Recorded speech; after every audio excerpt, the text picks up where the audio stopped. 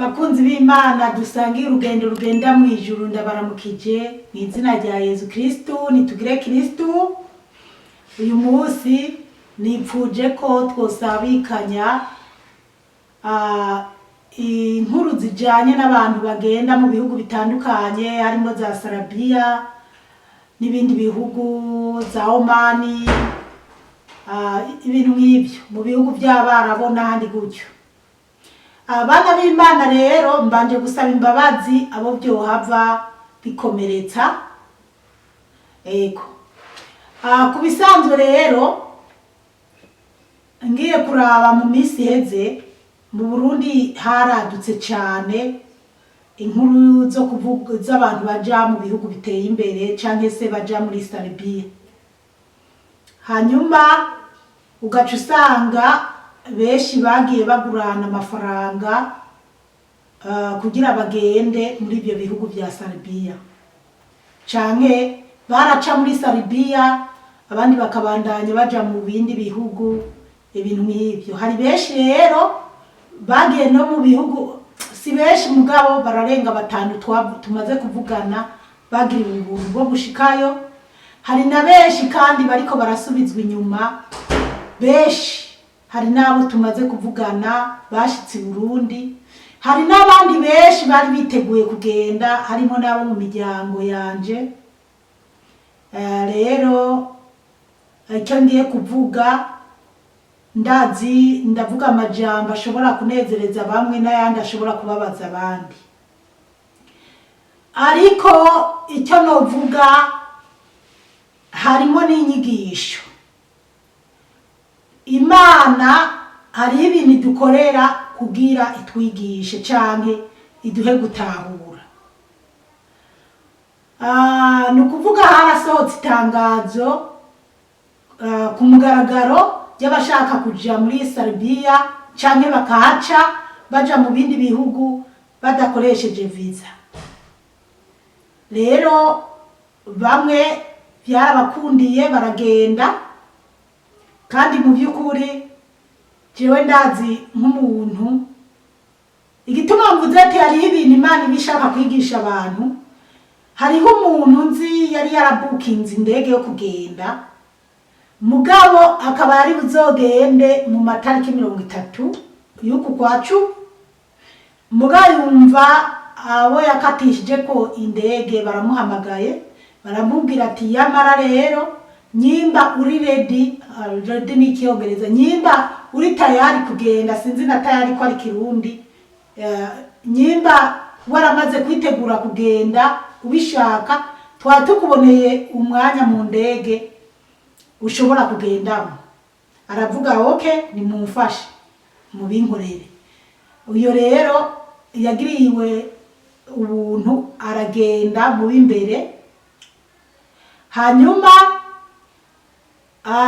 yaramaze kugenda rero yaragiye, mbese ndashima Imana yarashitse iyo yashaka gushika. Yaraciye za Sarabia araca mu bihugu byinshi, ariko yarashitse mu kindi gihugu cyamwakiriye kandi bimeze neza. Hakaba n'abandi bageze mu nzira batwagwa n'amazi.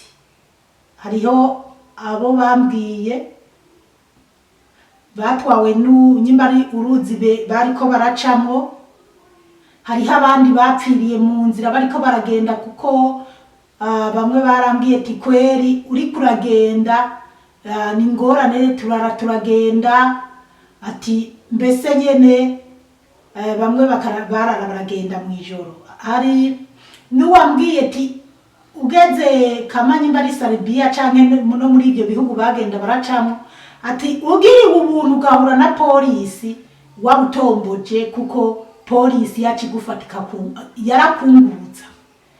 Imana ishimwe cyane, kuko hariho ibihugu bibamwe amahoro usanga umupolisi atokunyanyasa, n'ahandi woca umupolisi agaca kwambura n'utwo wari ufise. Imana yo mu ijuru idutabare cyane. Ariko rero ikindi ngiye kuvuga ni ku bantu bagiye bahemutse. Icyo ngiye kuvuga ku bantu bagiye bahemutse, abantu benshi batari bake kweri benshi uwoza gukontorora mu Burundi. Hariyo abantu barenga 200 bagiye bahemukiye bagenzi babo. Jewe ndafise nk'umuntu yirirwa ararira umuntu yamuhemukiye ku bintu by'imiliyoni 50 na 62. Aramubesha amuremeka miliyoni 62 kandi uwo muntu yari yazitoye muri banki. Uyo muntu acaragenda uwo muntu aramwikata. Amwikase uwo muntu yaje kumva ngo wa muntu naka yaragiye. Jewe yarabinyiganiye ari kararira mbwira ati Jesse numva ayo mahera ya banki ahantu ngiye kuyakura. Ndamubwira nti uko biri kose ashobora kuba uwo muntu yari karaguteka ku mitwe kugira yigire Serbia canke mu bindi bihugu. Ngo birashoboka. Rero namutekera umutwe ndamubwira ati ujya muntu yamukuzaniye kugira muhanahana ayo mahera kubesha ngo azokuzanira ibi. Mushengeze umushire mu bitungane. Basi bana b'Imana rero aho shaka tuvugane ko naha. Ese ko hari abagiye Serbia bakaba barashitse, hakaba n'abandi benshi bari mu bihugu bitandukanye ku ma airport barindiriye gusubizwa mu Burundi. Mu misi ya hera nariko naganira n'abari Bujumbura bakorera hajya kuri airport y'u Burundi, bariko barambira ati n'amafoto ndayafise abantu 200 basubijwe inyuma mu Burundi. None gabasha nk'umuntu yagiye ahemukiye bagenzi biwe, nk'uyo muntu yari yazurumye uwo mugenzi wanje miliyoni 60, nyimba yarasubizwe i Burundi, ubu bigiye kumugendera gute? Ni ngorane. Sinzi ko yasubiye inyuma, ariko kwanzi ko biri kose we ntarasubizwayo kuko mbamaze kubimenya. Ariko nawe ahari ntiyijajare, birashoboka akaba ari muri abo bakirindiriye gusubizwayo canke sinzi nyimba yarasitseyo sinzi. Mugabo y'abantu washitseyo yumve ko yagiye ahemutse, yumve ko akwiye gusubiza amahera y'abandi yabo yagiye ahemukiye. Nta munezero wo kugoka, nta muntu yononera mugenzi wiwe bizogwa amahoro. Ego umuntu arabinezererwa mu mwanya muto, uwundi mwanya bikamutera icyokere bikamujana mu muriro udahera. Ese nk'abo baba barapfiriye mu nzira basize bahemukiye bagenzi babo, kwatana hamwe twinyegeza Imana, twinyegeza abantu mugabo ntitwinyegeza Imana. Uwo bayapfiriye mu nzira ariko aragenda agatwagwa n'izo nzuzi numvise bavuga canke akagwa mu kayira canke akicwa, bana b'Imana yagiye ahemutse, uwo yagiye mu ijuru. Imana yo mu ijuru iduhe gutahura cyane. Rero benshi rero bagiye bahemutse, aho ndiko ndavuga bake mu bonzi. Benshi bagiye bahemutse, abenshi bari kwanga gusubira i Burundi bavuga ati naho borimena kubera amadeni bagiye bafashe, kubera abantu bagiye bahemukiye. Guhemuka si byiza, nta wuzi cyatumye ibyo bintu bihagarara ku munota umwe, kandi benshi bari baramaze gushika kure. Rero bakaba bariko barasubizwa i Burundi. Hanyuma ikindi ngira mvuge kumbure bamwe bashobora kuvuga ngo nuko yageze Australia, ngo nuko ari mu bihugu byo hanze. Mu by'ukuri jewe narageze Australia nzanywe na leta ya Australia nk'impunzi nari nkuwe muri Tanzania. Kwanza mbere no kuvuga cya kindi nashatse kuvuga ati Imana iratwigisha. Imana itwigisha mu buryo ki hari benshi bariko baritegura kuja Serbia, nkuko navuze wa muntu bahamagara ngo bamuhindurire itike y'indege kugira azogende ku itariki runaka. Yari kuba yagiye itariki 30 z'uku kwezi, mbere yari kuba yagiye yari kuri uyu munsi, mugabo amazindwi 3 yaragiye.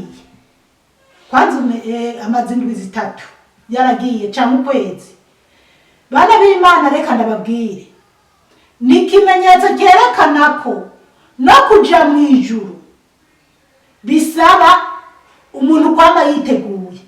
niko bimeze igihe Yesu Kristo azokubita inzamba yo kutujana. Bamwe bakazoba bariteguye, abandi bakama bimvira ngo bariteguye canke ngo baririmba ngo Yesu azoza ari ibyo baririmba ku minwa mugabo bitari mu mitima. Yesu akazotwara bamwe, abandi bagasigara bari bazi ngo nabaririmbyi canke turi abakozi b'Imana canke turi ibintu nk'ibyo. Rero ni icyo gituma ndababwira nti raba bamwe bari bamaze gushikayo, abandi bari bakiri mu Burundi kandi ntibagenda kinyome na sheria n'igiswahili, ntabwo bagenda bitemewe n'amategeko, bagenda byemewe n'amategeko kuko Sarabini n'u Burundi bari barabyumvikanye ko abantu bagenda ataviza atangorana. Mugabo nyuma birahinduka, bamwe barijaje ati tugiye kugenda, abandi bari mu ndege, mugabo itangazo riravuga ati ntawongera kurengana. Rero umuririmbyi yavuze ngo bareke bagende ikivunge, bareke bagende nitwagera kuri Yorodani hazokwambuka intwari gusa.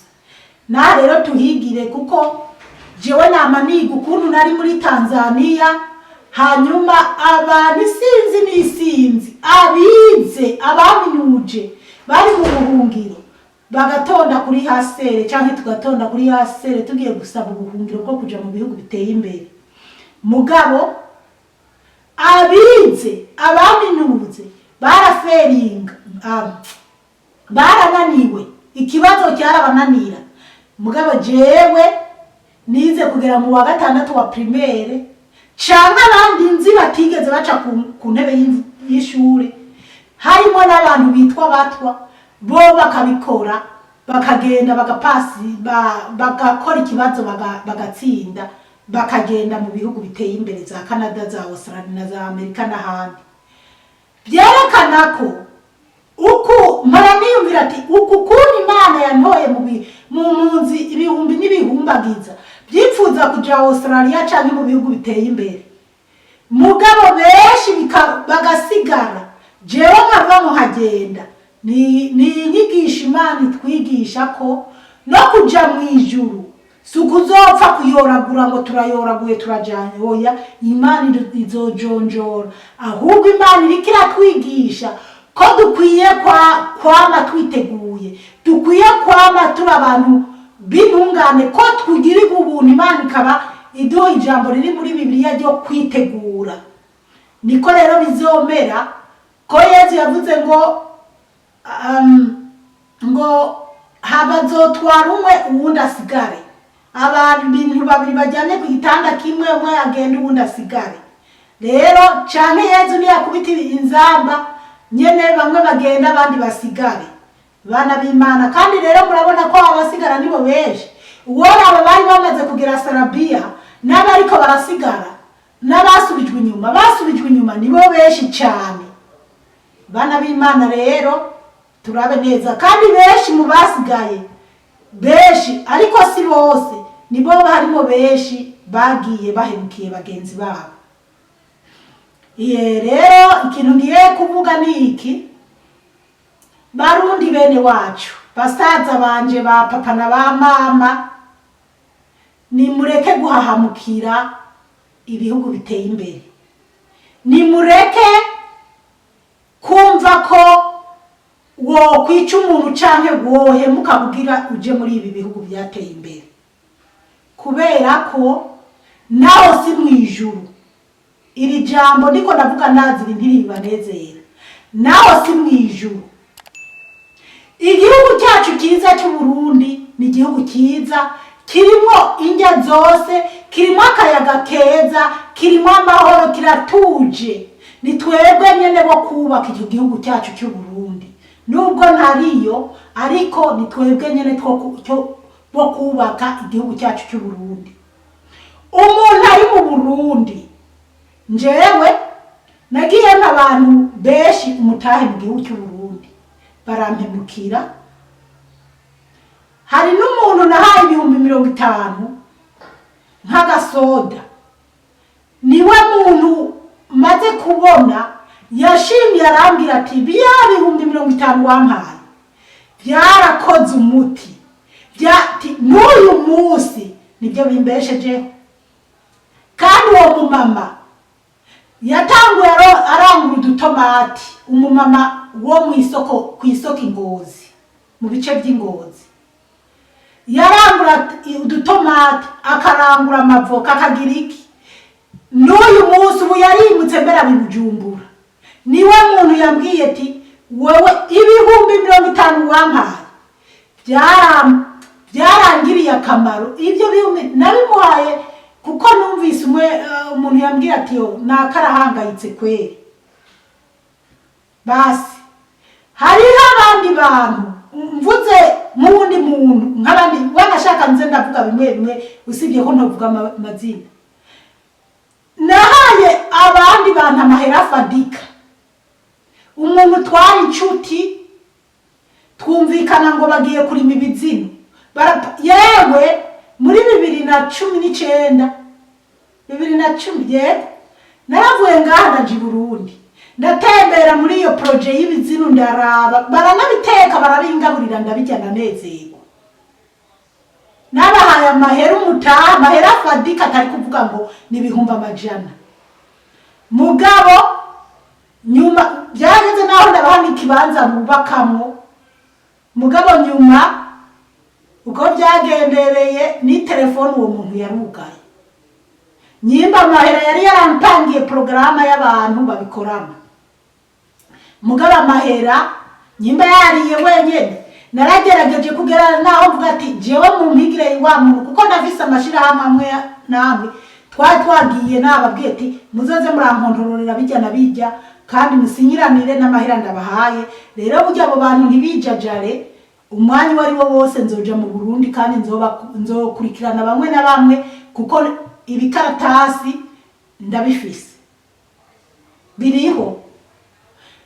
Murumva rero guhemuka. Uwundi muntu nawe twamuhaye amahera, byoba birebire gusa niko ndavuga nti guhemuka si byiza abana b'Imana, si byiza. Ufise ibihumbi nzi uwundi muntu w'ikimuga. Uwo muntu w'ikimuga wewe n'Imana yamuje nawe sinarinda muzi sinaringizi sinzi ni yaba mugabo n'umuntu w'ikimuga kandi kweri ukuguru wewe baragukase. Agendera ku bibekiye ukuguru kumwe baragukatiye mwitako hepfo mw'ivi, ukundi kumwe kurakomeye.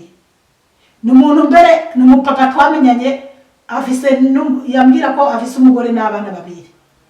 Uyo muntu we namuhaye 200,000. Arambwira ko agerageza kwitandagariza utuntu, afise utuntu azaridanda. N'umuntu sinzi ni yaba mugabo bahangereranirije numva ari umuntu wo mu cyaro. Uyo muntu w'ikimuga aradandaza ibyo 200,000 namuhaye. Sinarinzi ko numva ndamuhaye nyene kugira afashe abana biwe n'umugore, kumbure yogura agafuko k'ubufuniki, ariko aradandaza. Uyu munsi arashima. None umuntu afise amaboko abiri, umuntu afise amaso akomeye, kuko adashobora kuja mu isoko canke ngo amenye ingene barangura n'ibitoke. Ntawe ngiye gukora urwagwa kuko Yezu yarambirije no kunywa inzoga. Nama nigisha abantu ko bidakwiye kuburegwa. Akadandaza imitobe bitabaye ibyo kuko atoza kurima nyimba n'ibyate akazararimisha ibiki n'ibiki. Nkiri ngaha hari abantu bagiye bansaba ibintu by'ubuzi.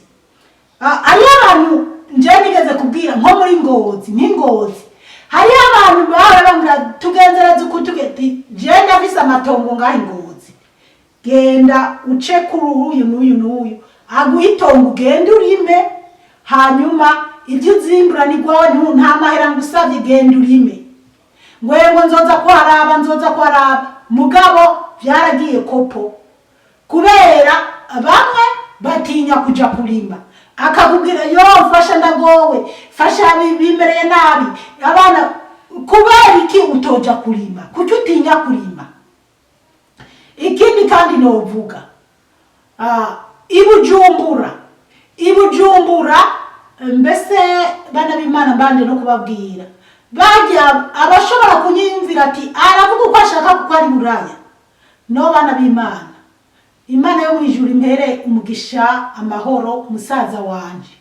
Njewe nazananye na musaza wanje ngaha yari umuhererezi, yarize hanyuma yaramaze amashure, mugabo araba ngaha anya arahakorera akazi wanashaka umwanya muto, mugabo ibyiyumviro byiwe yaguma avuga ati je nkeneye kwisubirira iwacu gukorerayo, nkeneye yavuye ngaha muri Australia, yaratashe ubu novuga ko amaze imyaka 3 mu Burundi,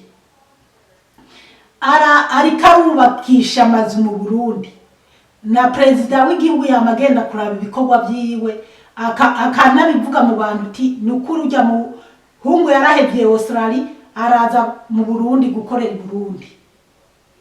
None uyo musaza wanje ko yahevye ibyo ngaha muri Australia, mwumva ko Australia ari igihugu gikize, akaba yibereye i Burundi kandi aracyari muto, akaba yibereye i Burundi, akaba ari we ariko arateza imbere igihugu cy'u Burundi mu kubaka amazu n'ibindi. None mwebwe kandi se amahera yiwe yakuye mu mufuko, na amahera akoresha n'amahera ya leta y'u Burundi, na mahera aja muri banke. Abantu bari hanze n'abari mu Burundi baja muri banke bagatora amahera canke mbese bagashima ibyo akora bakamucako tugirire natwuko. Bana b'Imana, kubera ko abantu mutinya gukura amaboko mu mpuzu ngo mukore. Aha rero niho nshatse kuvuga ko iyi kampani akoreramo nanje ndayirimwo. Rero hariho abantu bari i Bujumbura baba bantura ibibazo nkababwira okay, jewe umuntu afise ikibazo cy'inzara ndashobora kumwereka ahantu nshobora kumufasha akaronka akazi ko gukora ikiyede, cyane yarize bakaba bamukeneye bomuha akazi, mugabo hasa ikiyede uri tayari kugikora. Bamwe ngo yego ngo nukuri ngo dufashe, bamwe nkababwira okay, rero muzoza gukorera hanaha nyimba uri tayari mbwire ntanga izina ryawe. Aca mari muri satane telefone canka atamaye n'inyishu, agaca mbwira ngo yo ngo hariya ngo ni kure, canka agaca rondera ibindi yonyihinguzako.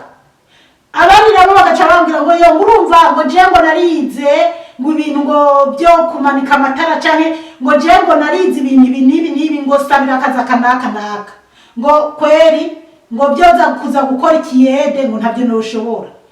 Mu gihe hari abandi bize university bafise diplome mu ntoke, mu by'ukuri bagiye gukora aho hantu muri quartier Miriwari, bagiye gukora ikiyede. None nyimba uri kuri nefaguza gukora akazi ngo niwoza gukora ikiyede baguhemba nyimba ari 5,000 ukararuriye cyangwa ugasumira abana, ushaka bize bigende gute?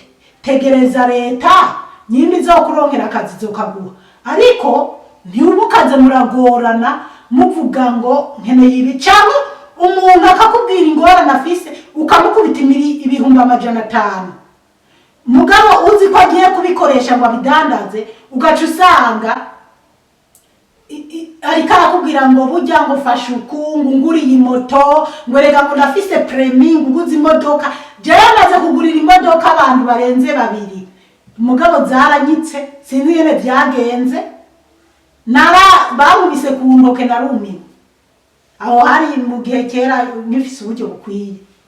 None bana b'Imana, muraririra rero benshi ndazi ko muzonyanka, ariko n'impanuro muraririra kuja mu bihugu biteye imbere.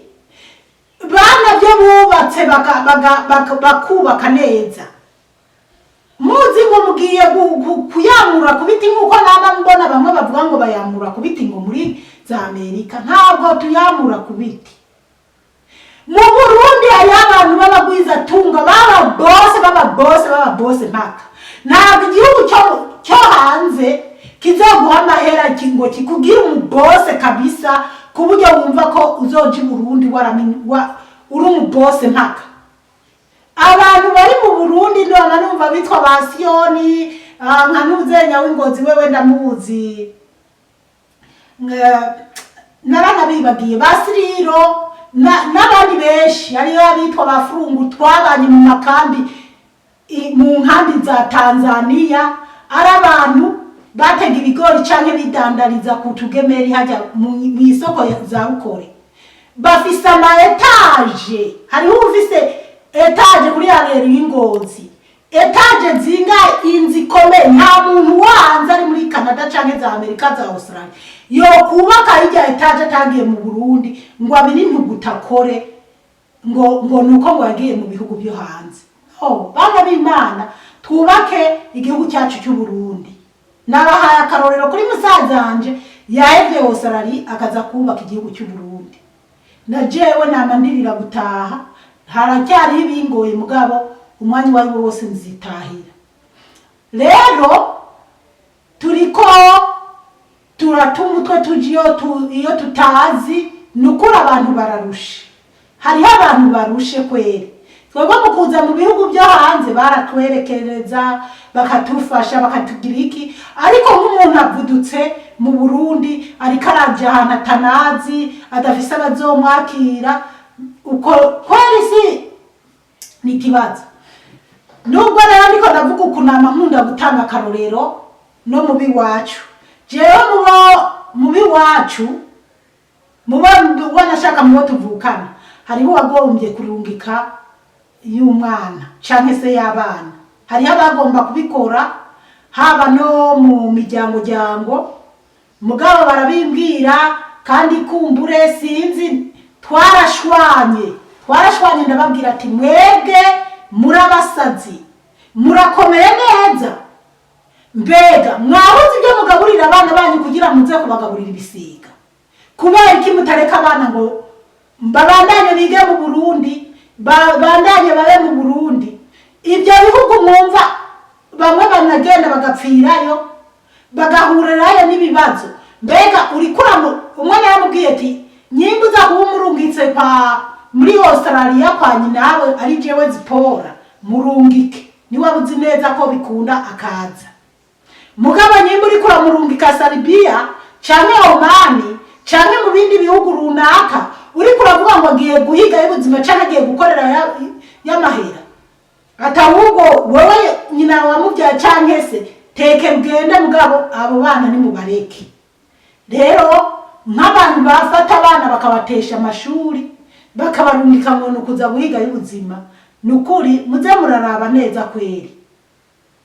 nimushavure bamwe niko ndabaha impanuro kandi ni byiza ko abantu baza kurondera ubuzima ariko banzurabe umwanya urimo utumye uja kurondera ubuzima cyangwa utumye uja muri ibyo bihugu byateye imbere mu by'ukuri hari abantu mu Burundi bahangayitse mu by'ukuri batagira amatongo bahangayitse abo onyi bagiye nana mumenye uyo no kumuterera no muterera Imana yavugiyemo no muterera ariko umuntu ufise abantu ngo bugaye amaduka abantu bafise amaduka abantu bafise amatongo barimo ibigori barimo ibiharage ibitoki inyuma y'inzu n'imyumbati basitumwe bashira ku biharage nguri kuraja guhangayika nguri kuraza mu bihugu byateye imbere bana b'Imana twe nk'ujewe iyo ndiko ndaraba inzara ihari n'ibintu mwewe muvuga muri Afrika mu inzara iyo ndiko ndaraba inzara iri ngaha muri Australia hari inzara bana b'Imana kuko niwombwira ikira kibiharage cyaba kigurwa $3 kikaba kiri ku $7 nguco uvuga ngo numunezero niwombwira umukande twaba tugura $1 rimwe ukabugeza ku $3 ngo numunezero kandi buri munsi usanga byapanze rero gusa kimwe cyo mumenya inzara iri mu isi yose kandi ntiraba inzara iyi ni mbere muri 2023 ivuze ubuhuha rero kwari kugira duhanurane kwari kugira tuganire ndazi hari habo bizogwa neza hari naho bo bizogwa nabi ariko laba umwanya urimo utuma wiyumvira kuja hanze kandi urabe ati mbega njewe norima yoku